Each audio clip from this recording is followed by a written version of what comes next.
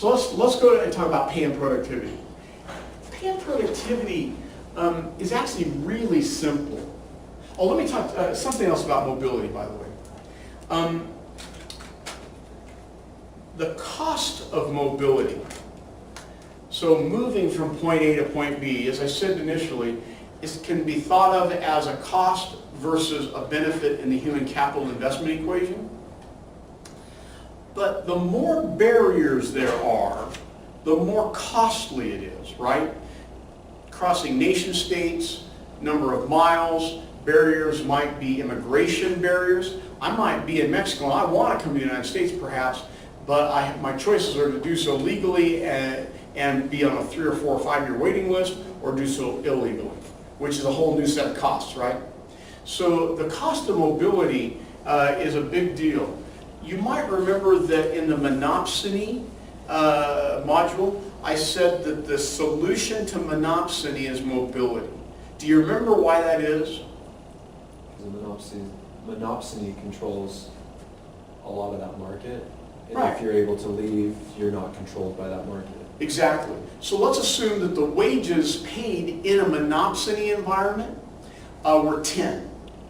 And the cost of mobility to leave that environment to one that was more competitive was 2. Well, if I could go and get a wage in another environment of 12 or above, I'm dollars ahead, right? I'm certainly, even at 12, I'm even. Okay, so I'm indifferent maybe. But anything above 12, I'm dollars ahead, which means I'm probably lifestyle ahead as well. Hi. I'm probably lifestyle ahead. So mobility has a cost to it, and the barriers enhance or make worse the cost. Think about immigration as a barrier. INS-like services from each country is a barrier. Also, think about capital mobility. So if we were in the EU, and we were in France, and we're talking about migration from Spain, Germany, Portugal, Italy, any of the others, there's no capital mobility barriers, are they? Capital can move freely amongst any place in the EU, just like it can move freely amongst any state in the United States. Because the United States and the EU are almost the exact same thing, although we call it the European Union. We don't call it the American Union, but that's what the United States is. Only we have an element that makes our union a little bit more long-term sustainable in that our monetary and fiscal policy are both governed at the federal level, but in the EU, monetary policy is governed at the EU level, and fiscal policy is not. So it's by design almost unsustainable. But human capital mobility is an issue as well. So here, I can go from Arizona to North Dakota. I can go from Florida to Washington. Nobody checks my credentials. Nobody checks my passport or papers at the border. I go from Canada to Mexico. I'm getting them checked twice, right? So that, and we don't have free human capital mobility, one nation state to another, outside of the EU. So that might be worth thinking about a little bit. Okay. So I got some stuff about pay and productivity over here on this other board, which is off of the video, but I'm just using the notes on that board to kind of inform what I do on these boards. So we have a competitive environment. So in competition, and we have friction. So when we don't have competition. And in competition, pay and productivity is actually pretty simple. It's wage is equal to marginal revenue product of labor, which we know is also equal to marginal expense. Okay? And in friction, we know wage is not equal to marginal revenue product of labor, which means if it is a profit maximizing firm, which is subject to the condition marginal expense of labor is equal to marginal revenue product of labor, then wage is also not equal to marginal expense of labor. And you saw this and you modeled this in monopsony, didn't you? And that should become fairly clear. By the way, and I said this a couple of weeks ago, I don't know if you were each here, this monopsony model structure that you've seen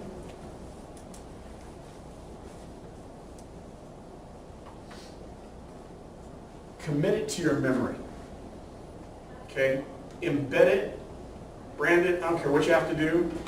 Be able to understand it, but commit it to memory. I promise you it will help you at a future moment in time that's coming rapidly. Okay? This model, by the way, explains a lot. If we get a chance when we do the final exam review, I'll spend a little bit of time talking about that. Okay, so we know pay and productivity, all else equal, when we have a competitive market, I get paid exactly what I produce for my employer, right? In a non-competitive market, I don't get paid what I produce for my employer. I probably get paid less than I produce for my employer. My employer has some leverage over me. Maybe it's being usurped, maybe not. Maybe it's just natural. And so I'm leaving some profit on the table for my employer. Okay? Well, we can think about how that models out for us. So let's do that a little bit.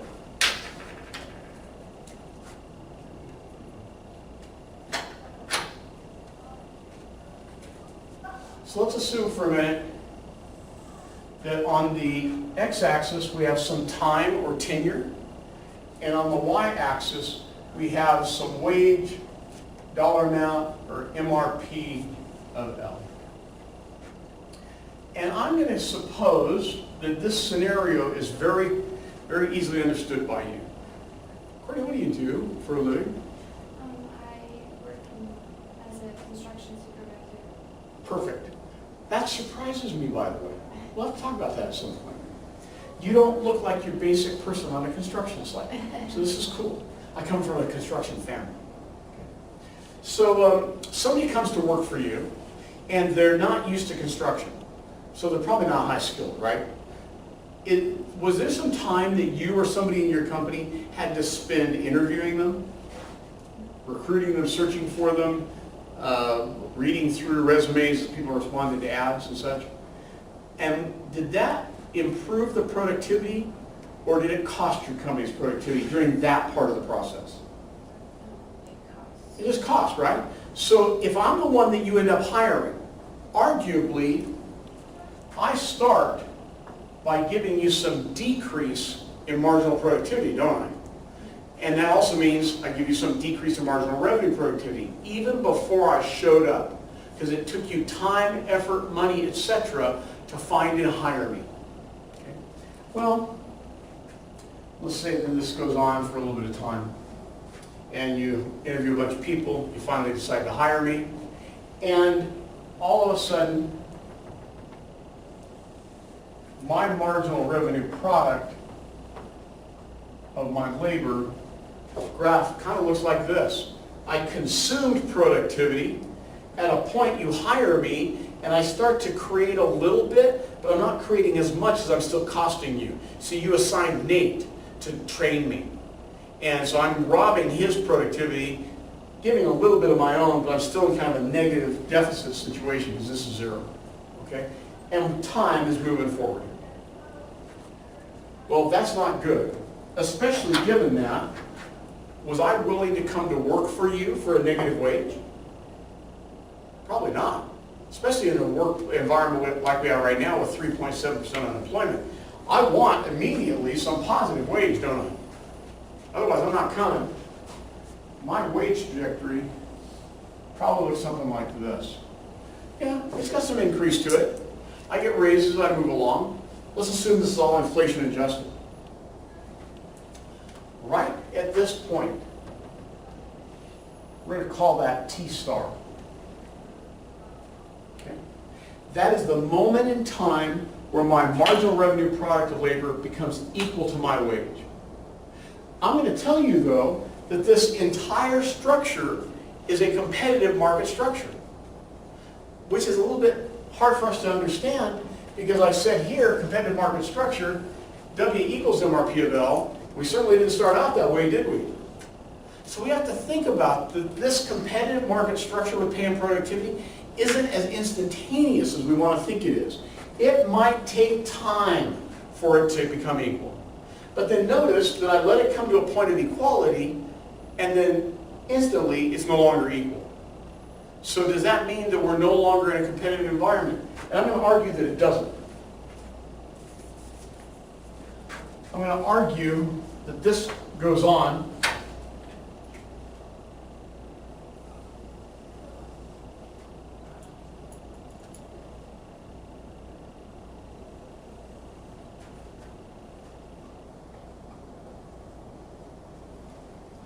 such that if I could measure the area here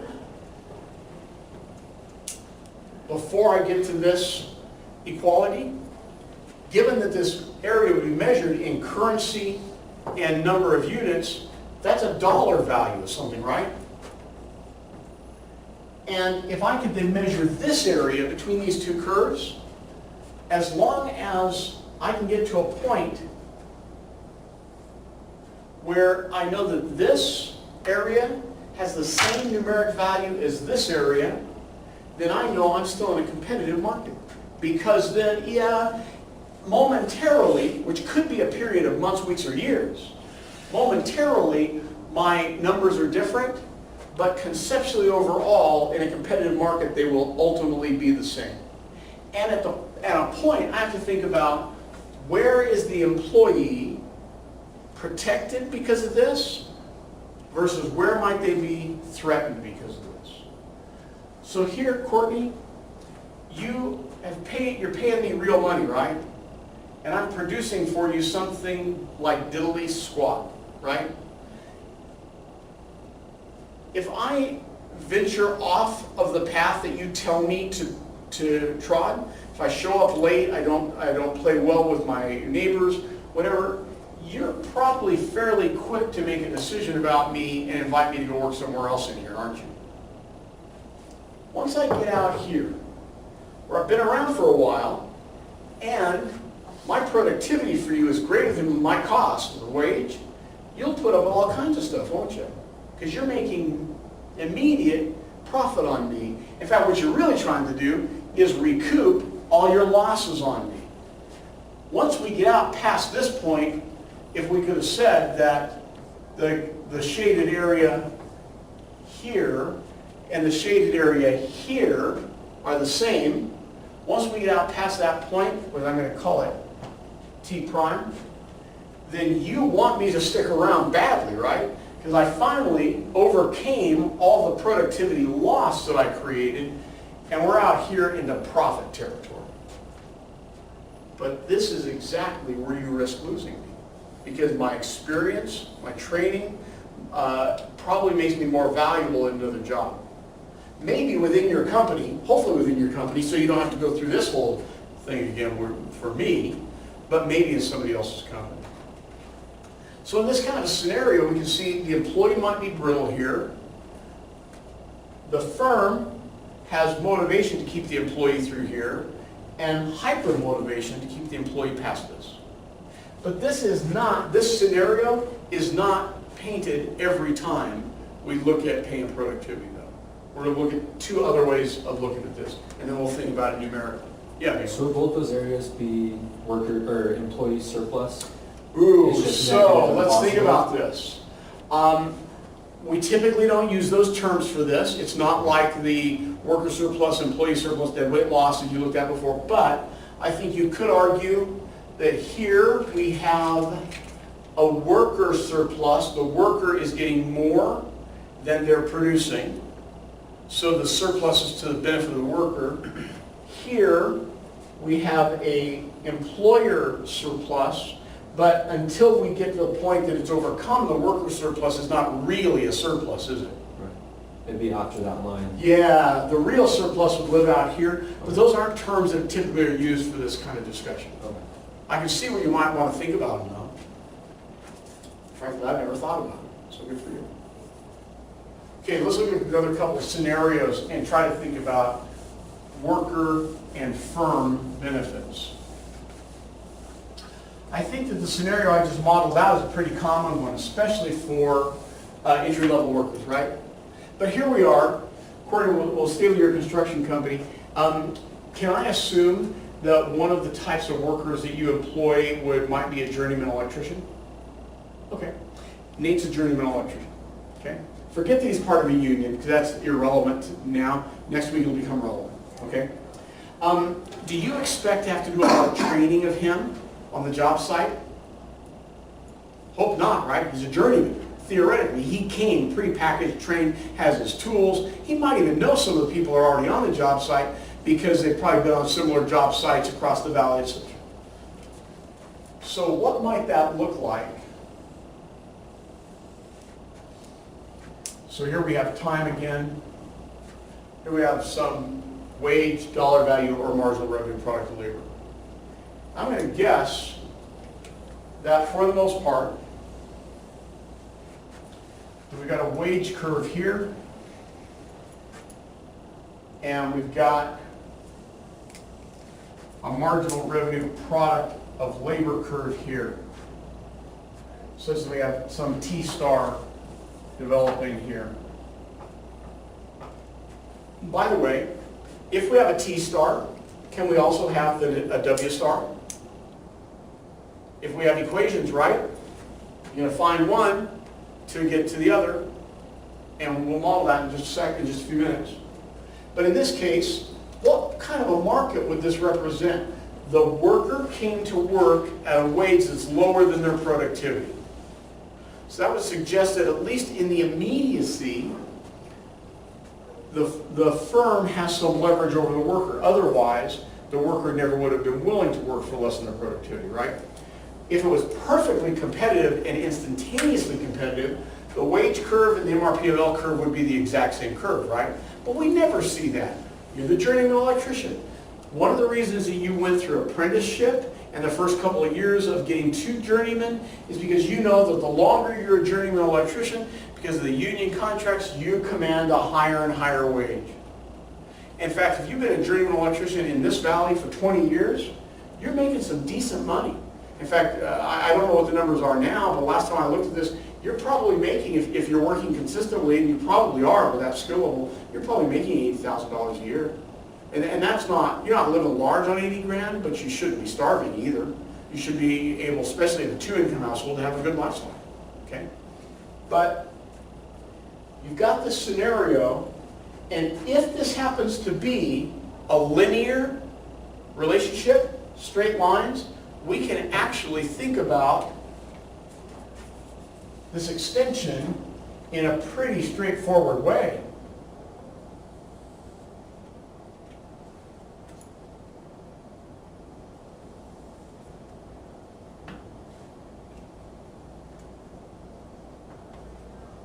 We have the same scenario of the area here under the curve, or under MRPL, at a point when the area of this equals an area over here, we have some things that are taking place.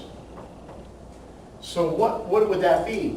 Here, if the wage is lower than the productivity, then the firm is gaining a benefit that's immediate, right? And so here you are, according if you've hired Nate, and here his productivity immediately is greater than the wage you're paying him, then you love that, don't you? Because you're getting to keep the difference. He, on the other hand, is maybe a little less satisfied, so he might be motivated to try to go somewhere else if he can find a better wage. But if you can keep him, it is absolutely to your benefit. And you want to try to keep him only until this point. Because beyond that, the wage is greater than the productivity, and so to the extent that you built up some surplus, Bailey, now it's dissipating, isn't it? But it's interesting, if these were all straight lines in a perfectly linear relationship, this curve, or this angle right there, would be the same as that angle right there. And this angle right here is the same as this angle right here, and this angle are the same.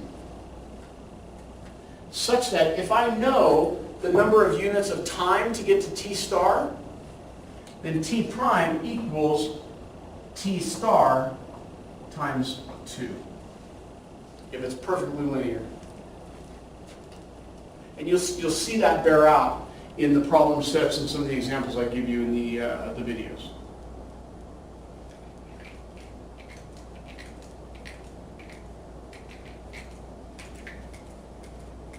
Does that make sense?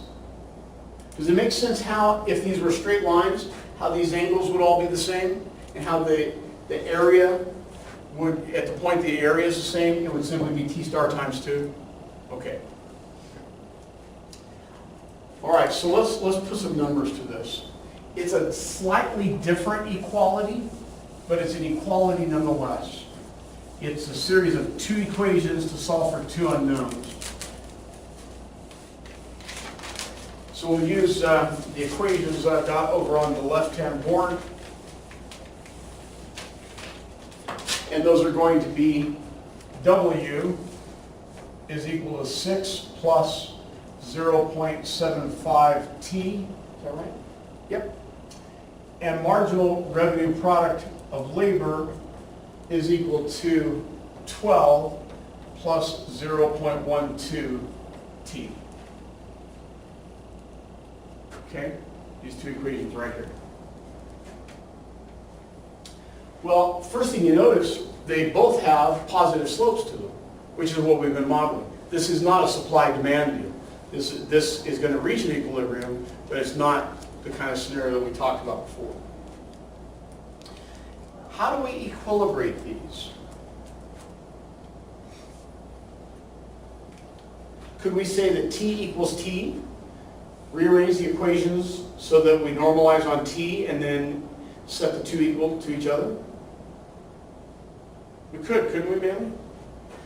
But that leaves us with a problem because I think I have 2 equations and 3 unknowns at the moment. 1, 2, 3. Is there a relationship that can help me limit that to 2 unknowns? Yeah, because in a competitive market, wages equal to MRPL. Exactly. So if those are equal to each other, I can simply set these 2 equations equal to each other.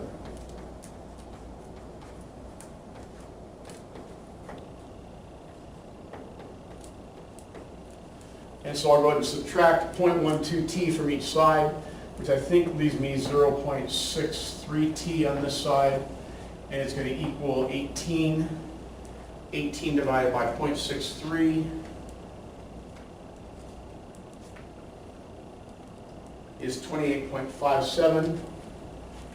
So if I've got this,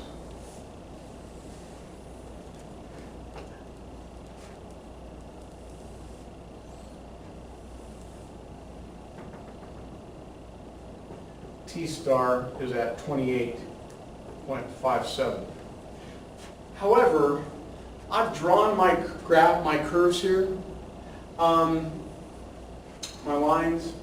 Do I know immediately which is which? I can plot them out, right? I know how to find axis-intercepts, don't I?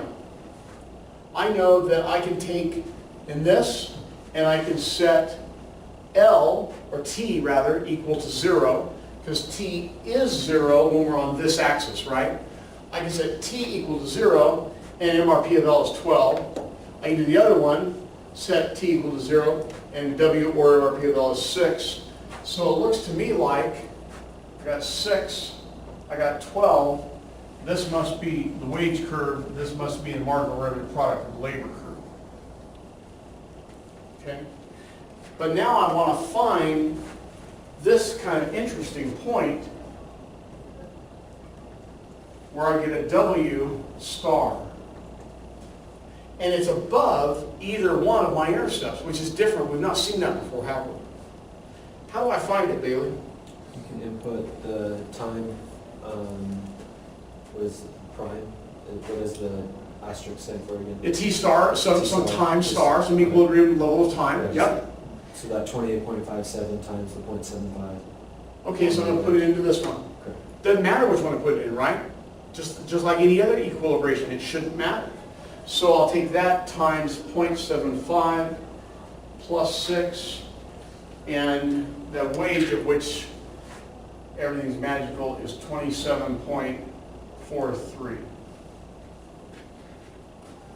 So what I know is that in 28.57 periods of time, the firm has been benefiting from this worker more than the worker benefits from the firm. So there must be something in the market such that we don't have perfect, immediate competition. Monopsony might be part of that, by the way. Monopsony explains almost all disparities in non-discriminatory labor markets. But as wages rise and as MRPL rises, then we get to a point out here that's going to be 28.57 times 2,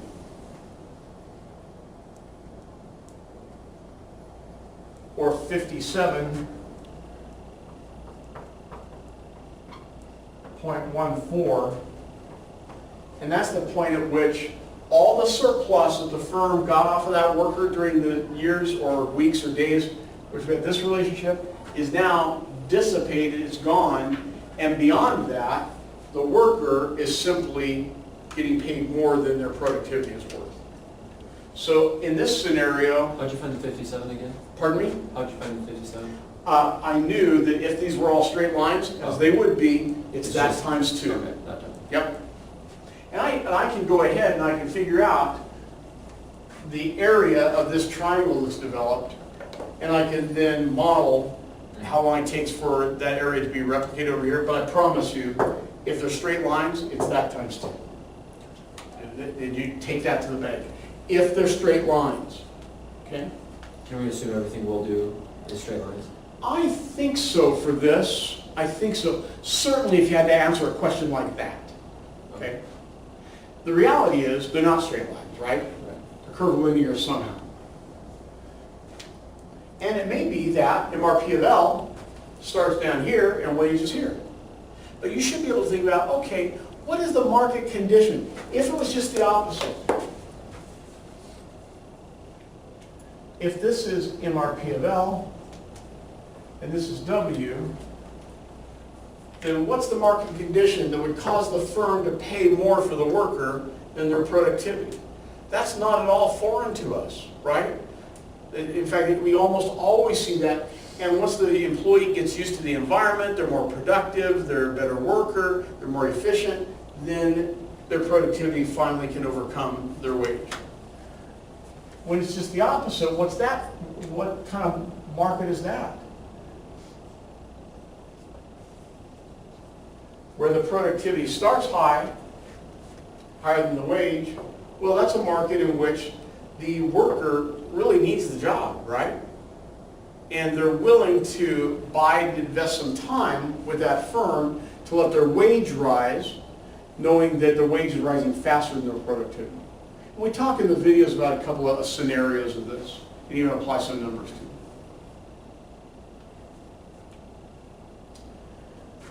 Any questions about any of this?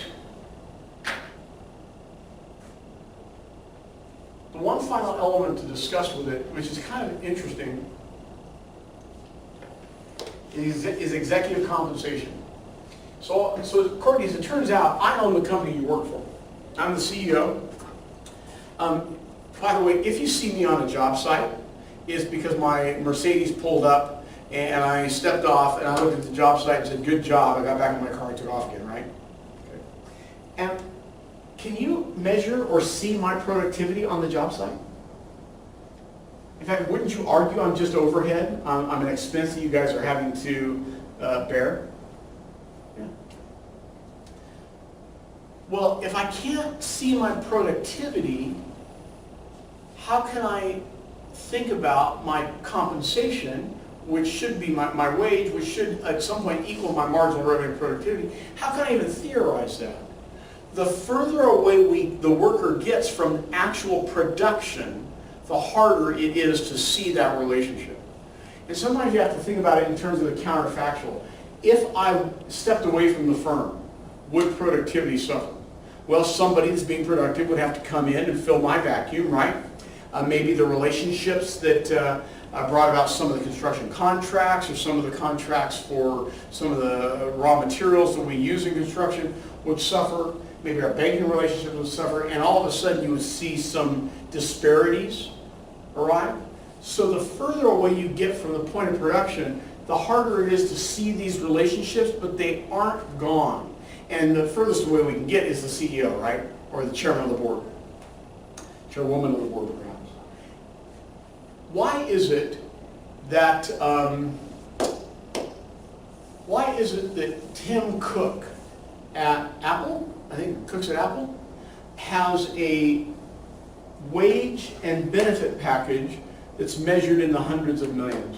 Is he really that much more productive than the vice president that works for Apple that's only being paid $1.5 million? And is that person really that much more productive than the individual that is selling Apple products that's making $125,000? Well, the person selling, you probably can see their productivity, right? The vice president, I don't think you can see their productivity. Not easily. You can measure it in the macro. And the CEO, you can't see it at all, but you should be able to measure it in the macro.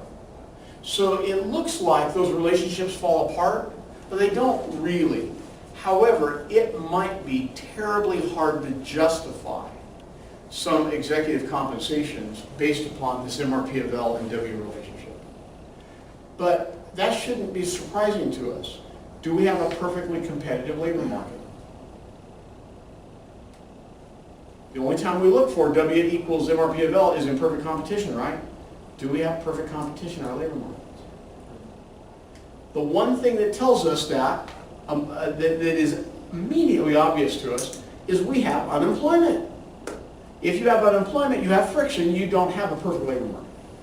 We would probably also have some monopsony that goes on at pretty much all levels, okay? Okay, so that's pay and productivity. Now there's some other stuff I talk about in the videos. There's color to all this, but this is the moving parts that you need to understand. Any questions at all?